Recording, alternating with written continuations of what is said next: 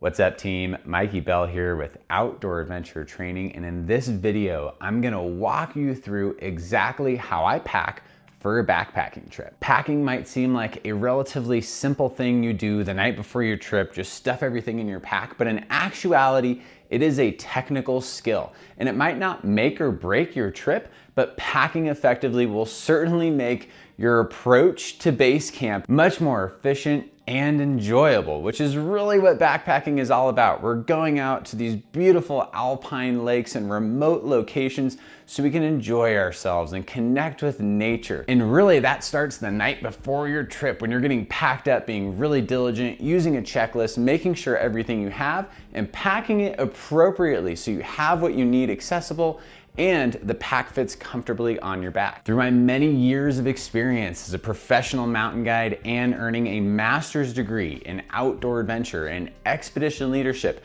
I've learned a few tricks when it comes to packing for a backpacking trip, and I'm gonna try to drop as much knowledge as I can on you in this video so you can pack just as effectively for your next big adventure. So in this video, we're gonna cover some pretty exciting topics like the brick and mortar system and the ABCs of packing. While this video is not at all about reviewing gear, I will tell you a little bit about why I'm packing the things I am for this trip in particular. And of course, no packing session would be complete without the OAT backpacking checklist. I'll leave a link to download this free resource in the description below so you can have it handy, you can print it out. I love having a physical copy to work through so I can make sure I have the item on the list and get eyes on it before I put it in my backpack. Just to give you a little bit more context of what I'm packing for, this is a quick overnight backpacking trip with my partner to the Russian wilderness where we're gonna hike in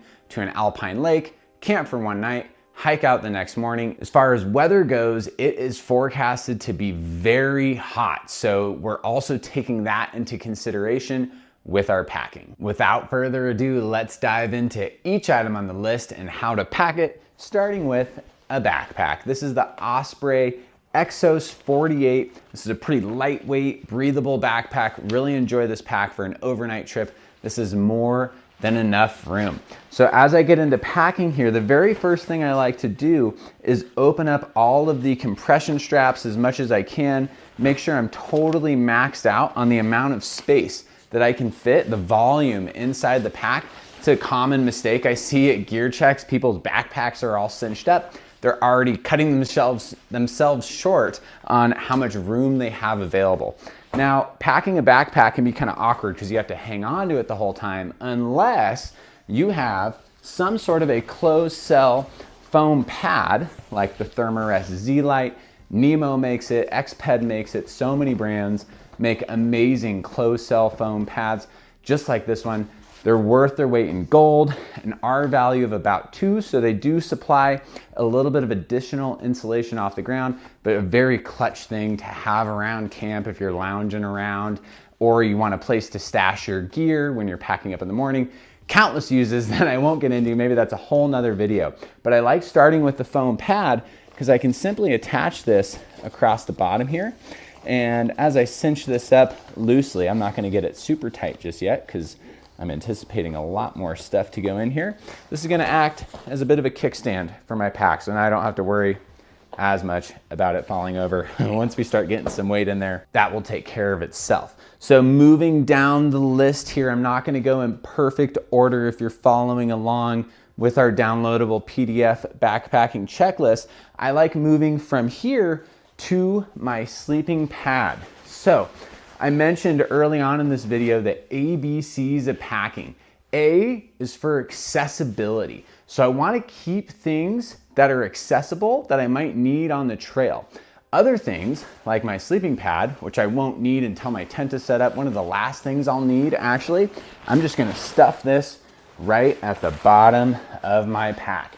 And for those of you cringing because I didn't put that in a stuff sack, there is methodology behind that. Putting things into stuff sacks is gonna create bricks. And we're gonna talk more about the brick and mortar system throughout this video, but my goal is to have as few bricks as possible. So if you look around, certain bricks, I'm definitely gonna have my pot, my fuel, my first aid kit.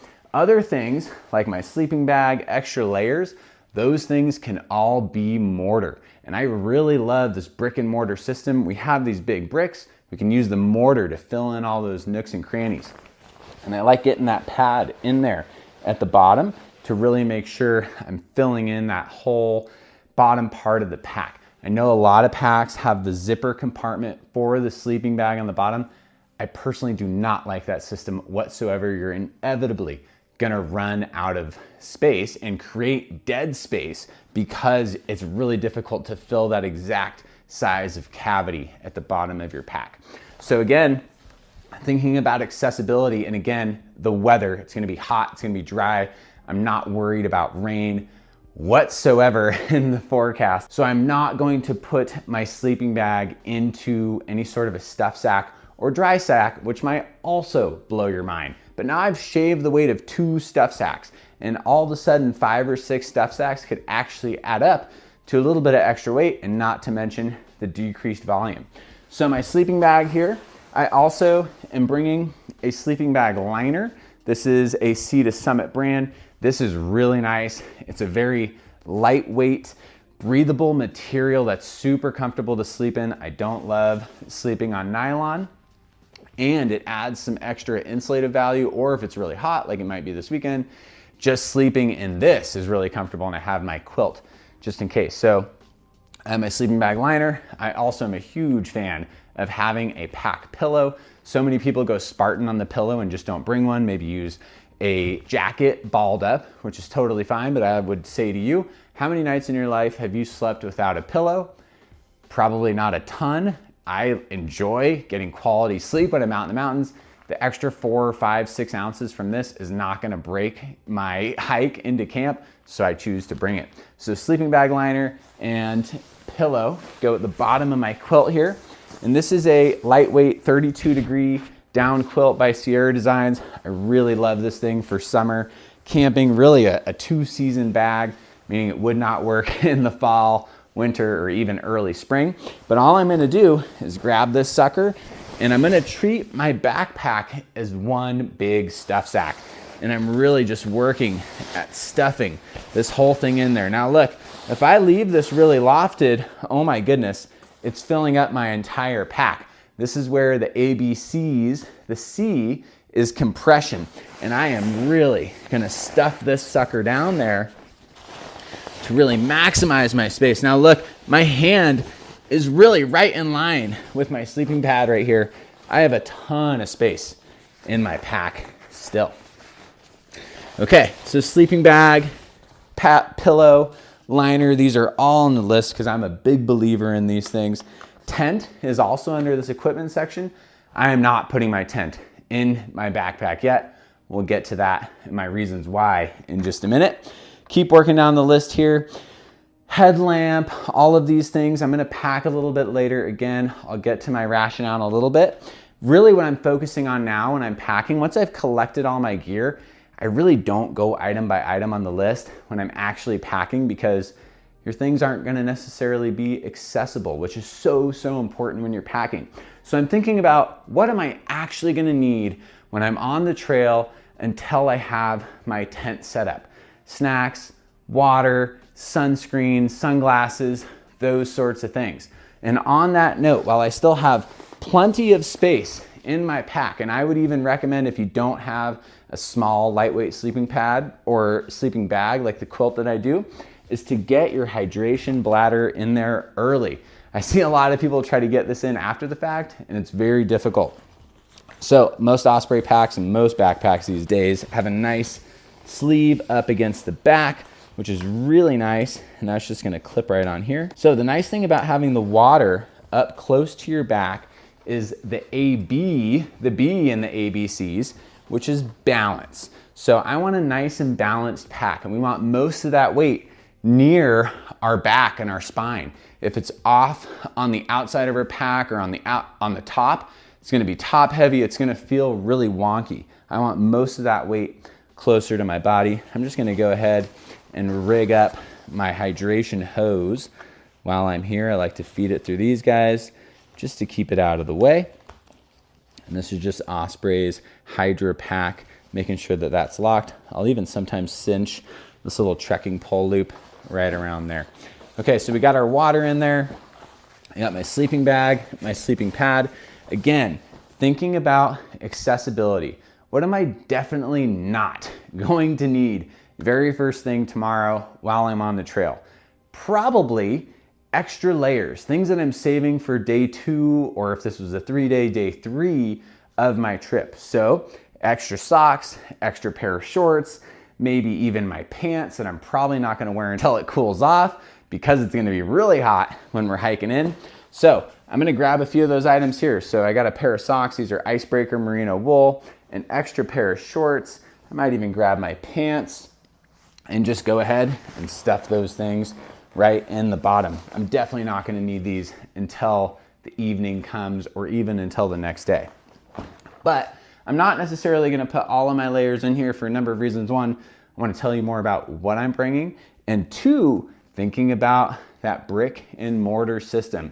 This is a lot of mortar behind me, which we'll get to. I wanna get some bricks, and inaccessible bricks that I don't need, like my cook set. So here is my MSR 2-liter pot. I'm cooking for 2 people. I like having this big pot. We've used this a lot. It works really well for the 2 of us, and we just eat directly out of this pot, which is really nice. We don't have to bring bowls, and it's just less dishes to do in the backcountry. And in here, I have stashed a lot of my cookware that I'll need to actually prepare the meals that we're cooking. So I have 2 coffee cups, a lighter, some spoons. My MSR Pocket Rocket 2 is in here, which is the stove that we're using. I have the GSI Spice Missile all loaded up. Amazing tool to make some delicious meals out there. I've got a half of a sponge. This might be a quarter of a sponge. I like cutting them. It's really nice to clean your pot out there. I am not a fan of biodegradable soap. I know a lot of people use it, but especially in these pristine alpine lakes, the way that they're gonna stay pristine is if we don't do our dishes in the lake with the soap. So I'm just gonna load these things back up in here. Got a little bit of hand sani as well. These are all items on our gear list. And when I pack this, I'm meticulous to really try to fill it up the best I can and kind of lay this towel on top. And this is very intentional, so there's very little space, dead space within. And that way it doesn't rattle a ton when you're walking on the trail. If you have like a half empty pot, it's gonna be clunk, clunk, clunk every step, and it will drive you and your hiking partners nuts. So I got a nice brick, and I'm just gonna lay this on top of my sleeping bag. Now, again, I know some of this might be counterintuitive, not having stuff sacks, and if you are like, I absolutely need to have a stuff sack, go for it. If it's raining or snowing, you're going to a wet environment, for sure. Dry sacks and stuff sacks are very important to keep your extra layers dry, to keep your sleeping bag dry, that sort of thing, but minimize it. I certainly am using stuff sacks for my food, and I like to keep my first aid kit in a dry sack. So there's definitely functionality for them, but some people just go way overboard and they're just pulling stuff sack after stuff sack after stuff sack, and it's not effective. So I now have my brick in here, and I have some space on either side. So I'm gonna start looking at ways, and this is dynamic, and I wanna see what's the next best thing for me to put in there. Now, my lightweight puffy jacket. This is the only insulating layer I'm bringing because the overnight low is 58 degrees. I'm not gonna get cold. I run warm as it is. I might not even wear this layer. This is just a Patagonia Nano Puff, I believe it is, synthetic material, super lightweight. I'm gonna stuff that in around the pot set to really create that mortar around the brick. So I'm filling in all that dead space, and I'm keeping it towards the outside of the pack to create that balance, okay? I got a nice little nook over here on the left. I'm gonna go ahead and throw my fuel canister in there. That's that isobutane propane. So now my pack is about 1/3 of the way full. I'm gonna start looking at all of the rest of the gear I have and being very strategic about what I put in next. So this is my Nemo 2P dagger. I'm certainly not just gonna bring this whole bag. You should know by now, I don't like all these stuff sacks. They are nice for certain things, like my tent poles that I really don't want to break or be damaged. I'm gonna slide these in against the corner of my pack along the frame, and those things fit perfectly. in there. You can see them through the pack. They're up, they're rigid, they're gonna stay upright. They're protected by the frame of the pack and they fit very well. That's like my go-to. Anytime I'm packing a tent in my backpack, finding that corner pocket. I'm gonna hold off on the rest of my tent for now because going back to that accessibility, what's the very first thing you do when you find that perfect campsite with an epic view? You're gonna wanna set up your tent. And if I have to unload everything inside of my pack to get to my tent, it's a recipe for a junk show, especially if it's windy or inclement weather. I want my tent right on top most of the time. Some other things I'm probably not gonna need right away. My water filter. This is the Katadyn Hiker Pro. I love this thing. It's great for 2 people, yes. It's a little bulky. It's not the lightest one on the market. I love it. It works really well. I don't mess around with water filtration. I'm gonna go ahead and put this on the other side of that pot. And again, I'm really being methodical. I have very little, if any, dead space in my pack as of right now. And that's really my goal throughout this entire packing process. Something else I'm definitely not going to need on the trail is my toiletry kit. Now, there's a lot of different ways you can do this. A little bit of a stuff sack for something like this is great. I don't have much in here. A few wet wipes, not a whole block of wet wipes. I've taken a few out, 3 to be exact, put it in here. I have a toothpaste, toothbrush, very small thing of toothpaste, a little bit of dental floss. I also store my headlamp in here. This is the Petzl Bindi. I love this thing, super lightweight. It's basically nothing, but it's quite bright. I believe it's 300 lumens, great headlamp. Now, one trick with your headlamp, it's fully charged. I love rechargeable headlamps, just reduce waste. You wanna make sure you lock your headlamp with this one is just holding it down until you get that red flashing light. That way it doesn't turn on in your pack. If you don't have a rechargeable headlamp that has a locking mechanism, I recommend taking a battery out of the headlamp, flipping it around. That way it won't turn on in your pack. It's kind of a pro tip there. I'm gonna stash this guy away. Might even keep it on the outside because it's not very heavy. Okay, nice, nice. Some other things I'm definitely not gonna need right away. This is 50 feet of paracord and a non-locking carabiner. This is for a bear hang. I've also used this for a clothesline or countless other reasons in the backcountry, but very important thing to have where we're going.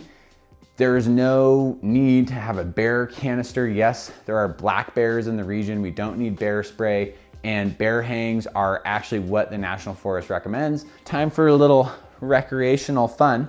I am going to bring my fly fishing rod. I do enjoy fly fishing. I'm by no means an expert, but I love throwing the fly, catching some small lake trout. Can be quite fun.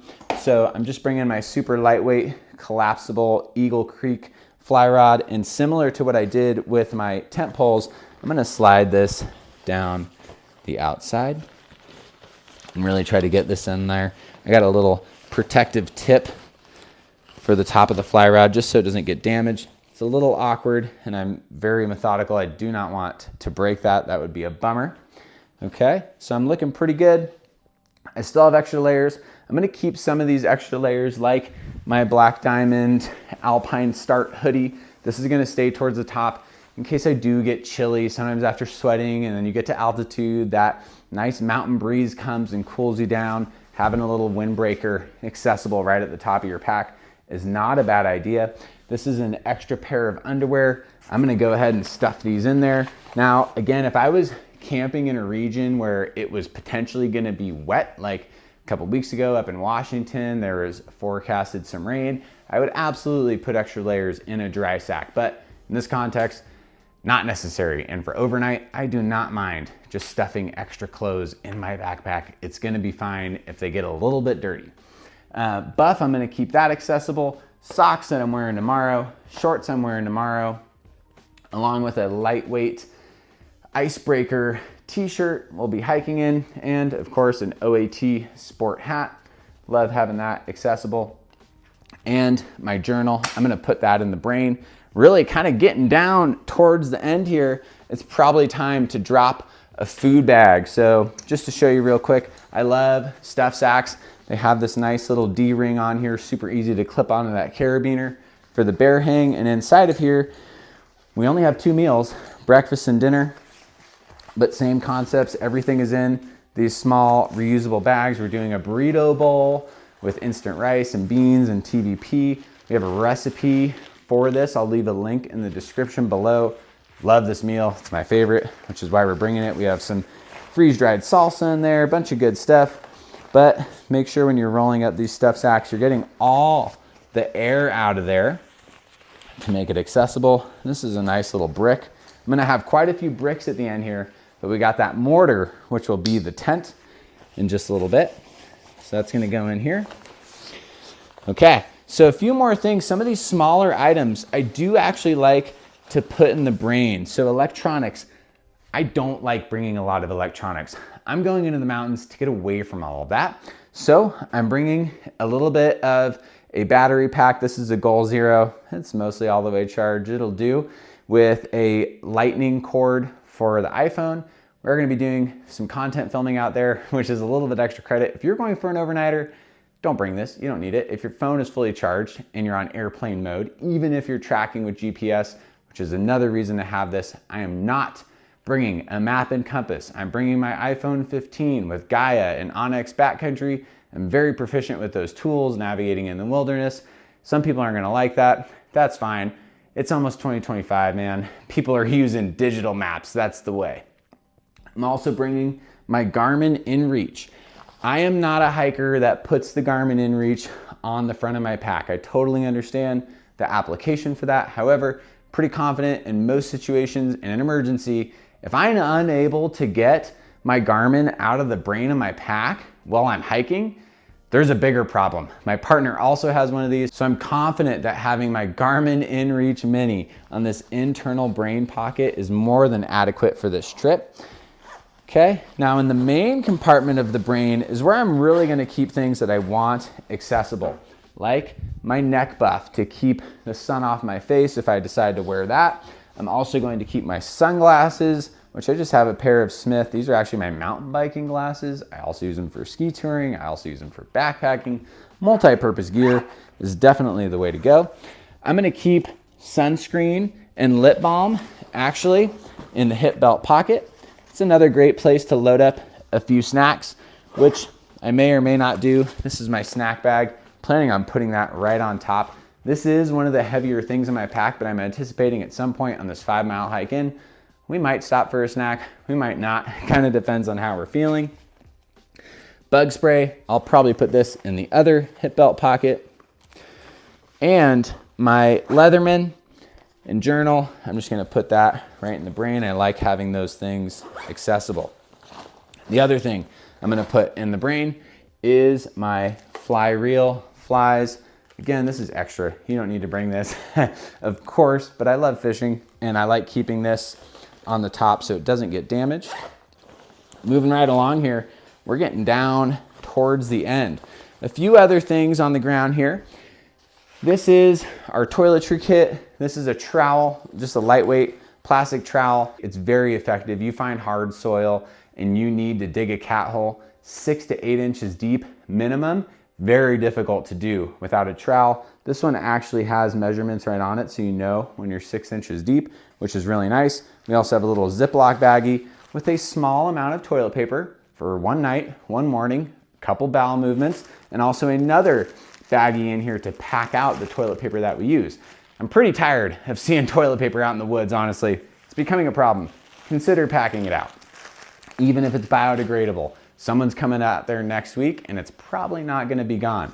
So this is gonna stay fairly accessible, not anticipating, but just in case of an emergency on the trail. This is a 6-liter dromedary bag. I love using these, and it's probably from many years of guiding, but this is a water reservoir. So I can pump out of my Catadine water filter right into this and fill this up and have water for 2 people for more than a day without having to go re-pump water every 6 to 8 hours. This is really nice, especially in a group setting, or if you just don't want to pump water all the time. It's very lightweight, packs very nicely, and I can fill in a little nook and cranny in here. Okay, so now the last few important things that we have out. Some extra layers. I'm gonna go ahead and put these in here. I got a nice spot. This is my sun hoodie and lightweight jacket, just in case. It might not be right on top, but it's close enough if I need to grab it. Okay, first aid kit. If you're burying your first aid kit, you're blowing it. You've got to keep this accessible. This is your lifeline. If something happens, you want to be able to grab that thing almost instantaneously. I have a whole nother downloadable PDF for first aid kits. We'll leave that in the description below as well. Lots of good stuff in here. I'm not going to open it up. This thing is pretty heavy and bulky. I'm a wilderness first responder. I'm a guide. I cannot go in the backcountry without a beefy first aid kit. I would not recommend skimping on the first aid kit. Instead, work out a little harder, train with OAT, and you'll be confident that you can carry this up to camp. This is gonna go in here alongside my snack kit, okay? Snacks, we're not gonna get too far into the weeds with what I'm bringing. Now it's time for the tent. So the tent fly and the tent body and the tent stakes. First, tent stakes. Only bring what you need, and you might not know how much you need. We're gonna do a whole nother video at some point on how to guy out your tent and stake it without the use of stakes. Sometimes on granite, firm soil, these aren't gonna do you any good. I have exactly 6 in here because that's all that we need for the amount of guy lines that are on the tent, which I'll show you what those are in just a second if you don't know. I'm gonna bring these 6. They're lightweight, they're aluminum. It's nice to have in case you have good soil. We're still gonna back it up with rocks, which again, stay tuned, subscribe to this channel. We'll have a video on that in weeks to come. I'm gonna go ahead and wedge those in there. Those can go down there a little bit deeper. Now, tent fly, I'm gonna put in first because that's kind of the order of tent setup here, and undo this little tangle. Okay, so this is the tent fly. Even though there's no precipitation in the forecast, I never leave the fly at home. And that's from experience. I have got in some trouble in the past for not having this. And it's really important to make sure that you have guy lines, which are just these little paracord coming off of pre-attached places. And there are 6 guy lines on this fly. I use this tent a lot, and it's very important to have those handy, mostly for wind. If you're leaving camp for a long time, you want to keep your stuff secure. Having the fly is really important, even if there's no precipitation. Now you can see there's kind of this dead spot in my pack, and I might look around and see where else there is, mostly right here. I'm gonna grab one end of my fly and stuff. And I'm just gonna fill in all those nooks and crannies. Look at this. I can just keep stuffing this thing away. It's like a magic backpack. This blows people's mind at Gear Check when they've never seen a pack packed quite like this. Look at all that stuff, and we've got it down to just a few more items left, and we're looking like we got more than enough space. And I'm really packing for 2 people here. Tent body, same thing. I'm a little bit more diligent about stuffing this deep. There's nothing really sharp in my pack. When I'm mountaineering, when we have crampons and carabiners and more metal ice screws, a little more considerate about where I'm putting my stuff. With the tent, I don't want this to rip, obviously, but same deal. I'm just looking for all those little nooks and crannies to fill in all that dead space. Okay, so look at that. I still have probably close to 10 liters of space available on top, which for an overnighter, I wouldn't expect this pack to be totally filled up. But we're looking pretty good. We're looking professional. The pack's looking clean. Notice there's nothing on the outside of my pack right now. That is going to change. Trekking poles. These are a mandatory item in my mind for any backcountry adventure. Hence why they're a critical part of the OAT logo, because I'm such a big believer in them. I like to collapse these down. And of course I'm gonna be hiking with these out of the gate, but I like to stuff them in here. Why? Simply so I don't forget them at home, which would be a bummer. On the other side, even though I have my Camelback hydration system in there, you should always, always, always bring a backup hard Nalgene water bottle. The reason I recommend bringing a Nalgene as a backup is for a couple of reasons. One, if your Camelback fails, you're out of water. That's gonna be problematic. If it punctures, if you lose the nozzle, which are all things that have happened to me, having a Nalgene is a great way to make sure it's no big deal. Number 2 is having easily accessible water in your tent when you're drinking, or if you're going on a little day hike and you want to have that water bottle handy. Camp shoes, especially on an overnighter where I'm not necessarily moving camp a bunch, I am going to bring my lightweight Bedrock sandals. Really nice to let the feet air out. Walking around camp, small little side exploring hikes. I do like having camp shoes. If I'm going fast and light, trying to make moves 5-6 days in a row, I'm not bringing camp shoes most likely. And these are one of the only other things I'll put on the outside of my pack, just for sanitary reasons and for space. They fit very nicely, and I'll even back them up sometimes by putting the strap through both sandals just in case. Always recommend, if you're gonna have anything on the outside of your pack, it's gotta be secure. And tomorrow I'm gonna be hiking in the Ultra Lone Peak Hikers. Really love these shoes. They're pretty flexible, super roomy, wide toe box. And I also have the Sole, that's the S-O-L-E cork footbeds. These have a little bit of support to them and very comfortable. They fit perfectly in there because I've cut them. These are great hiking shoes.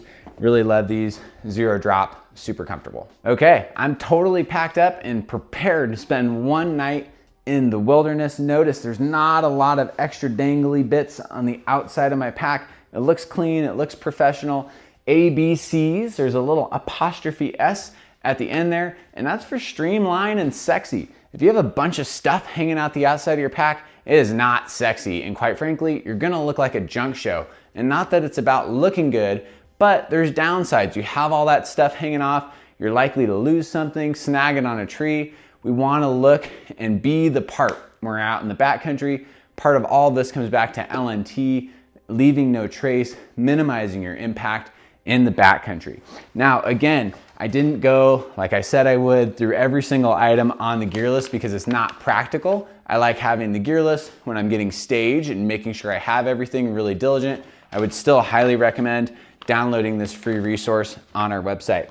Okay, moment of truth, nice little scale here to see what we're weighing in. Mind you, I have 3 liters of water in here, which that alone is almost 7 or 8 pounds. And we're coming in at 34 pounds, okay?